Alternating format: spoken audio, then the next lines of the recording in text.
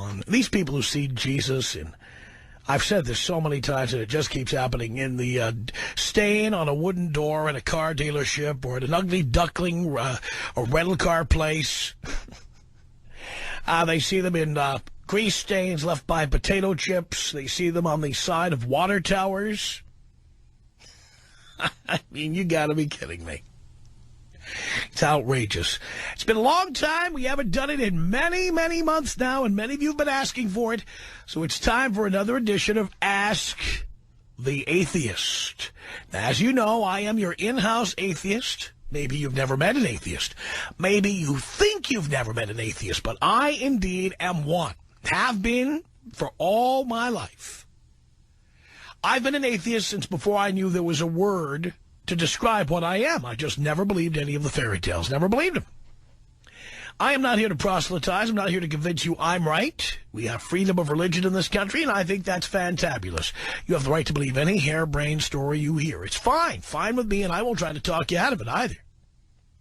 But many of you, obviously, because you are such blind believers, many of you have questions for people like me.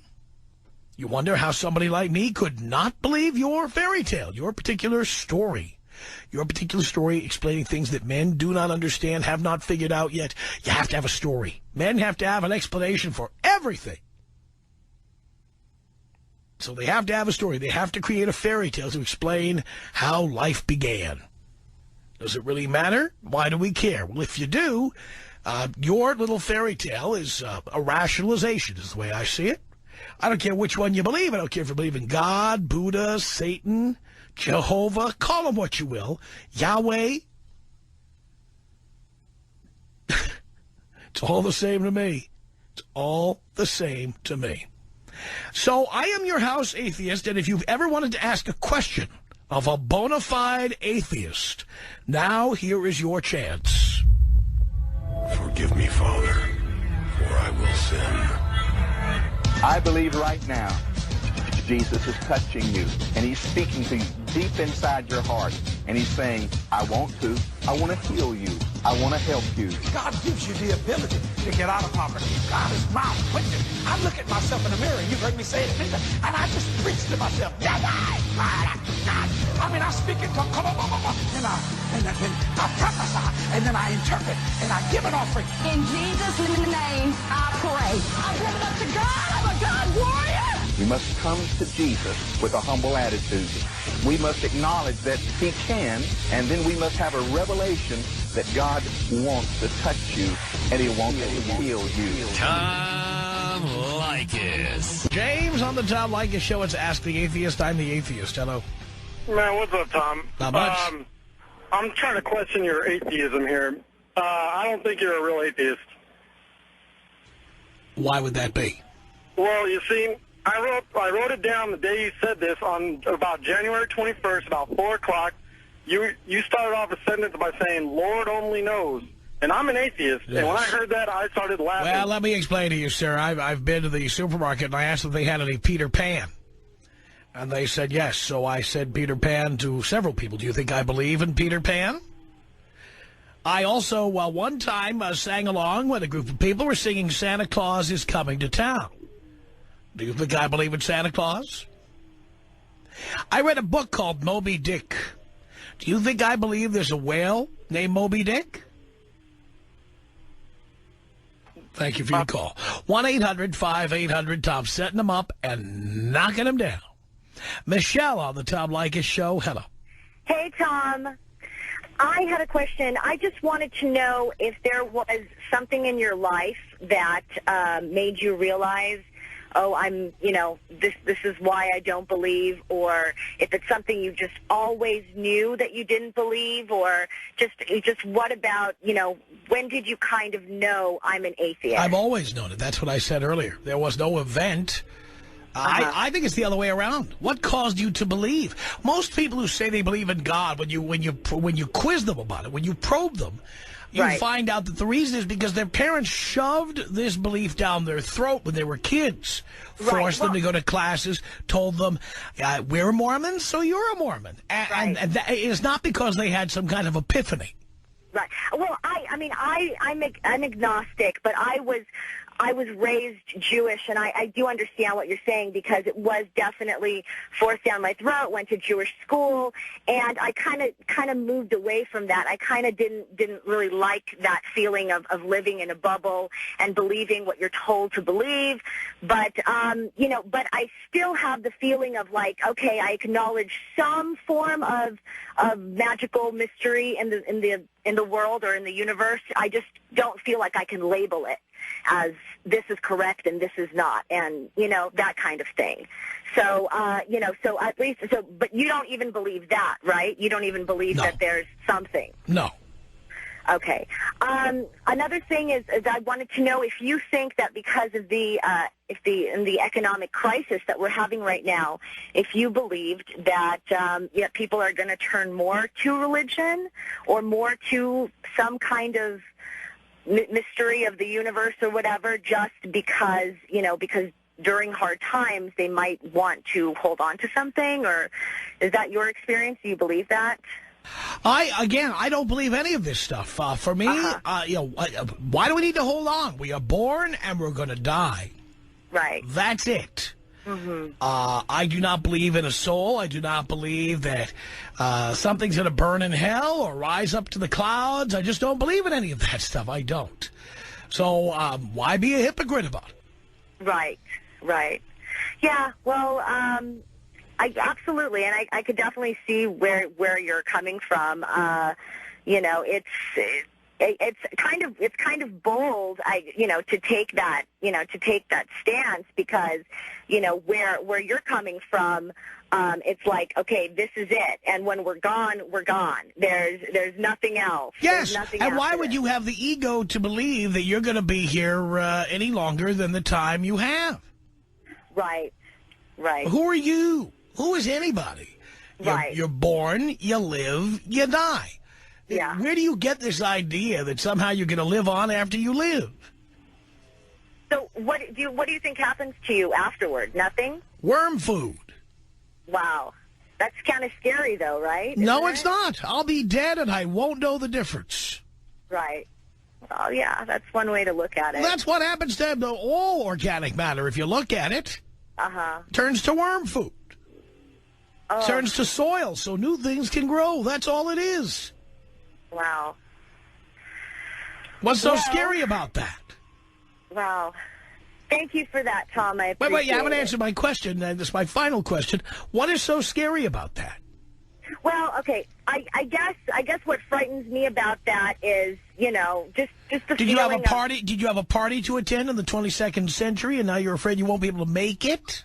No, it just feels like, you could go at any time, and then after that, that's it. That's right, and that is why you must treasure every day you have. Enjoy it to the fullest.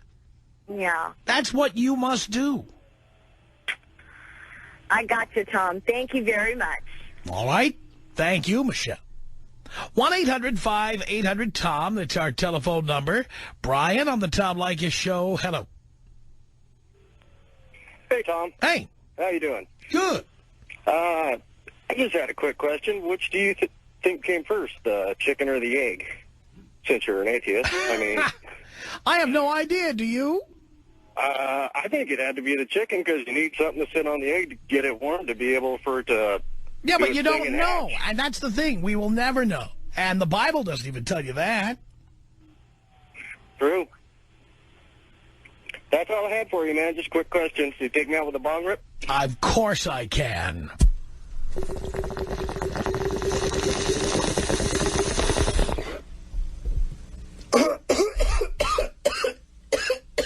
One 1-800-5800-TOM. That's our telephone number. Let's say hello here to Juan on the Tom Leykis Show. Hello. Hey, Dad. Son, how are you? Pretty good. Long-time listener, man. You keep me company 1.5 hours all the way to the high desert in Palm Springs. Love that. I just like to say, you're one of my idols, man. If it wasn't for you, I don't know what I would do. My question is, quite simply, when you say the Pledge of Allegiance, do you just skip the word God? I don't say the Pledge of Allegiance, number one, because I'm not a fifth-grade student, and number two, because if they are going to insert the word God into the Pledge of Allegiance, I can't take the Pledge of Allegiance and have it be a pledge. It would not be honest. I don't believe what the Pledge of Allegiance says. That's why you continue to be my dad, man. You just say how it has got to be said. I'd like to thank you about yesterday's comment regarding the legal immigration thing. I'm one of them. And if it wasn't for people like you, our voice would never be heard. Thank you again. Juan, thank you. Appreciate the call. This is Gordon on the Tom Leykis Show. Hello. Hey, Tom. First time, long time. Cool. Question for you. If you were ever in court, what would you do in the case of... I've been in court. I have been in court. I have been sued. I have been on the witness stand. So what do you do when you have to say the oath on the Bible? I do not use the Bible. And you do not have to use the Bible, by the way. You can say I'm an atheist, and you don't use the Bible. Oh, I did not know that. Yep. Can you take me out? I would never, ever use the Bible for any purpose unless I needed to roll a joint in a hotel room. That's about it. Well, thank you very much. And I've used it for that more than once. I've smoked the New Testament many times. 1-800-5800-TOM. That's our telephone number. Let's say hello to David on the Tom Leykis Show. Hello. Hello, Tom. Hi. Hi. I had a question for you as far as, don't you believe that faith helps society function better? No. I mean, don't you... On the contrary, I think it gives people an excuse not to work hard or not to do anything. God is like a big Domino's pizza in the sky where people just call in their order and then they wait for it to be delivered. Well, so you don't believe that you reap the benefits of people of faith? No. I mean, all around you, there's people who believe and who follow rules and who go to church on Sunday. Yes. There are people who believe, for example, that the Jews have a homeland or that Palestine belongs to the Arabs. Or yes, there's plenty of people around and they're busy killing each other as we speak. Yeah, but as a society, we don't function better, right? That's what I believe. We do not function better, and many societies are killing each other over religion. I think there would be a lot more killing if there wasn't any sort of faith. Why is that? Well, I personally would not have anything to hold me back from robbing a bank. Well, yeah, you do. It's called the law. You don't want to go to jail, and that's the main thing that keeps you from doing it. Well, there's other things that you can do that are unethical and immoral, and those things pretty much plenty of self-declared religionists are dishonest and do commit all kinds of infractions. They steal, they lie. Plenty of them. Well, I disagree. I believe that... You disagree? Well, I disagree with your point of view that it doesn't help. I think it does help keep people in line. It keeps people doing the right thing. I see. So when George W. Bush wants to go into Iraq and start killing people, you're telling me that his faith is keeping peace in the world? I don't think that has to do with faith. I think that has to do with national security. I see. And how did killing all these people in Iraq keep us secure? Can you tell us? Well, on his watch, there was no further attempts on this country. How did killing people... You didn't answer my question. How did killing people in Iraq accomplish I just that? answered that question. No, you didn't. 1-800-5800-TOM is our telephone number. It's Ask the Atheist. This is Margaret. Hello. Good to talk to you, Tom. Third-time caller. Thank you. Tom, were your parents religious? Barely. My mother was a Catholic and tried to shove Catholicism down my throat. Right. And my father was kind of non-religious because his dad was Jewish and his mom was Catholic. Oh, so you're part Jewish. I didn't know that. Okay. No, I'm not part Jewish because to be Jewish, your mother has to be Jewish. Okay.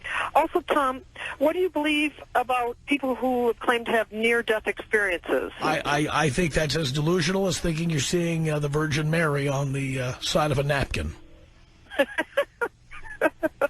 Okay, Tom, thank you. You're doing a great job. Thank you. 1-800-5800-TOM. That's our telephone number. Selena on the Tom Leykis Show. Hello. Hi. I have a question. Yes. Do you believe in psychics? No. Oh, okay. Well, that pretty much answers it right then and there. Thank you. I love your show. Thank you. It's 1-800-5800-TOM. That's a telephone number. Let's say hello here to Renee on the Tom Leykis Show. Hey, what's up, Tom? Doing okay? First time, long time. Thank you. Hey, Tom, I just wanted to make a quick comment. I believe that you actually carry God with you in your pocket. No, I don't. I carry dollar bills in my pocket. Those dollar bills have been imprinted with the phrase "In God We Trust" only since the McCarthy era of the 1950s. It was politically motivated. It was not put on there for any other reason except during the time when we were scared to death of communism. They stuck it on the bills. It was a political move. That's all it was, and it proves absolutely nothing. Okay, I just wanted to make that comment. Have you thought about a takeout Chris Brown style? No, because guess what? He's innocent till proven guilty, and we don't want to be sued by Chris Brown. So we'll wait and see what happens with his case. 1-800-5800-TOM. That's our telephone number. Here is Dick on the Tom Leykis Show. Hello. Hi, Tom. Hi. Real quick question. Do you have faith in anything? Do I have faith in anything? I'm certainly not dependent upon anything, if that's what you mean. Well, because you say that you don't believe in anything you can't see, right? And there's plenty of things, and that's what really faith comes down to. Faith is really a belief in something you can't justify through immediate experience. But as Americans, I know this for a fact, we have faith in all sorts of concepts, such as the American dream. No, I really don't. I think that's a sales pitch. The American dream is a concept that let's face it. Some people say they believe in it, but for most people, the American dream means sitting there on your ass and doing nothing. And then hoping you win lotto one day. It is not working hard. By the way, when you work hard, that's not a dream. That's the result of hard work. Well, let's not use the American dream as an example. You brought it up. Broader. Let's say something like honor, or even let's just use honor for example. Do you believe honor or justice can exist? Those are things we can't define very well, but we have faith, and we even make I believe justice is a goal, but I don't think it exists in reality. Okay, fair enough, because I was going to use the same logic to try and tell you there's at least probable reason to believe in the existence of God by extension of faith. But if you don't believe in things like that, I guess it's kind of hard to convince you. No, I think justice is a good goal. It's a good principle. Mm-hmm. But if you look around you, there isn't a lot of it. That's very true, but that's to the folly of man, and man makes well, guess what? Man is what we're stuck with, that we are men, and that's what we have around us. See, but why not include God? I mean, if God because there's no such thing. All good, because there's no such thing. But it's still a good goal to try and live according to I don't agree. I don't agree that believing in an imaginary maker is a good thing. I don't see the benefit of it. Then why fight things like justice, though? That's the point. I don't fight justice. I'm in favor of justice. I just think that justice is a goal rather than a reality. Tom Leykis. It's Abe on the Tom Leykis Show. Hello. Hi, yeah, this is Abel. Just want to say the reason you really don't believe in God is because you really haven't studied Jewish history. If you do, and you really study it, there's no way you can take God out of it. Oh, sure I can. Every time I'm having a cheeseburger, maybe a couple of scallops, little Dungeness crab, of course I can. I mean, just to give you an example, I mean, the prophet Isaiah predicted that the second Jewish temple was not going to be built by the Jews. It was going to be built by a Persian, and his name was King Cyrus. I mean, he predicted it 200 years before it even happened. How do you know that? I mean, now you're going back, even scholars who are atheists and secular believe that Isaiah did write the book of Isaiah in the time that he says he is. But you don't even know if 200 years was 200 years at that time. You don't even know if his prediction was really a prediction. Okay, I mean, there's plenty of other ones. None of that is going to convince me that there's a God, period. End of story. I mean, what about the 7-year sabbatical year where they're supposed to plant Israel? Again. 7 years, 6 years to plant and to harvest food, but for 7 years, Look, this is the same. This is the same Jewish scripture that tells you not to eat shellfish or not to eat cheese and meat together. Yeah, but that's for a totally different reason. The Jewish people do not tell the whole entire world not to eat shellfish. It's only for them not to eat shellfish, and there's why not? A reason for that. Yeah, what is it? The reason is because they're bottom feeders, and what they do, they actually have a negative energy to them. I really don't want to get into Judaism. I've been eating shellfish my whole life. I've been nothing but healthy and successful. So. No, it has nothing to do with your physical stuff, and I think that's what you're confusing about. Well, tell me about shellfish and what that has to do with believing in God. Well, I mean, it's a spiritual thing. You're never going to... It's a spiritual thing. That's not an explanation. In this world. That's not an explanation. How is eating a cheeseburger going to get me further away from God? Okay, if you really, really want to know, yeah, you're talking about the milk and dairy, the meat and dairy. The reason is dairy is positive energy. It's giving force. It never spoils. That's what a mother gives to her child. What does that have to do with eating a cheeseburger? Right, well, I'll get to it. Another thing is, too, meat. That's negative energy. That comes from death. You're never supposed to mix negative and positive in the Jewish religion. That's why you can't have linen and cotton, which is a negative, and a positive energy. Which is the negative, which is the positive? Wait, linen and cotton, which is the negative, which is the positive? It depends on if it receives. That's why meat is red. Like your red blood cells. Your red blood cells receive. Your white blood cells give. They die. They're positive. What? This is not science. This is a figment of your imagination. Get out of here. You don't think? See, the Jewish people are not going to tell everybody what to do. They're not going to knock on your doorstep and tell you to convert. So there are many Jewish doctors. Let's be frank, okay? Are they going into their office and telling their patients about positive and negative energy? Well, if they're Orthodox, I'm not talking about your conservative or Reform. So if I am going, I work in an office where they've got that big book of doctors who are covered in the health plan. So if I find Dr. Abraham Zimmerman in Beverly Hills and I go in and he's an Orthodox Jew, he's going to start lecturing me about eating cheeseburgers and scallops? No, that has not. Like I said, that has nothing. You can tell me, keep that out of your diet. Positive and negative. What about the positive and negative energy? You're not supposed to switch those either in anything you do, in any single thing. What does that mean? The negative and positive energy. Who said? Who decided this? What was that? Who decided this? Okay, see, here's the thing. The Jewish people have more than one book. The Torah is just a code. And I don't believe in the literal 7-day. So the Jewish religion is like a Chinese menu. You pick one from column A and one from column B. No, absolutely not. No. Everything's decoded. That whole thing about, the 6 days of creation and he rested on the seventh day, if you go to any Chabad, you know what Chabad is, right? Yes, I know what Chabad is. Okay. They're Orthodox Jews. Go into them and ask them to explain to you the spiritual significance of the Torah. There's something called the Kabbalah, which decodes everything. Don't even get me started. Look, this is all just about a lot of hocus pocus. And it's you and Madonna and a few freaks out there. But the bottom line here is that, come on, that not eating milk and meat together is not saving anybody in any way, shape, or form. Right, but like I said, it's not about the physical. You know how many bat mitzvahs they're serving sweet and sour pork? Now, let's just tell the truth here. Has nothing to do with their physicality. Has nothing to do with anything. So it's okay physical. for Jews to eat pork? No, I don't eat pork. Why not? Because my desires that I want to have. I mean, because you don't desire pork. Show, but my desires that I want to have, I want to be pure. I mean, it takes a lot of work. You want to be pure, right? Yeah, of course. I want anytime a poor person people who comes eat to pork me, are impure. Anytime a poor person comes to me and asks me for money, I want to give.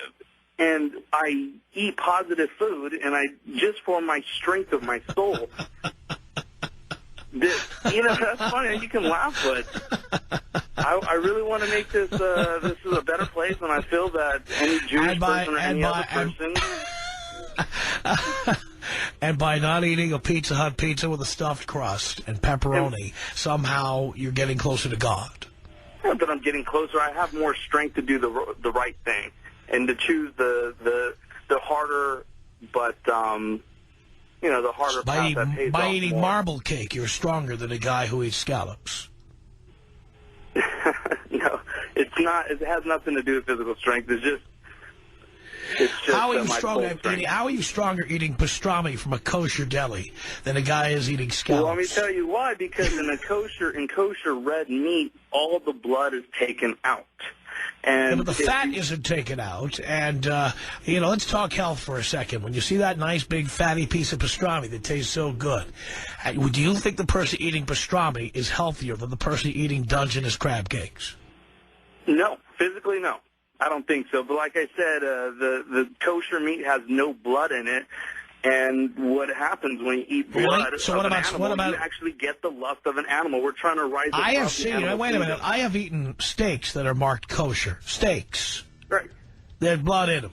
When you cook them, there's no blood in them. When you cook them, there's a brown substance that looks an awful lot like blood coming out of that meat. Those things are soaked in brine for like 4 hours.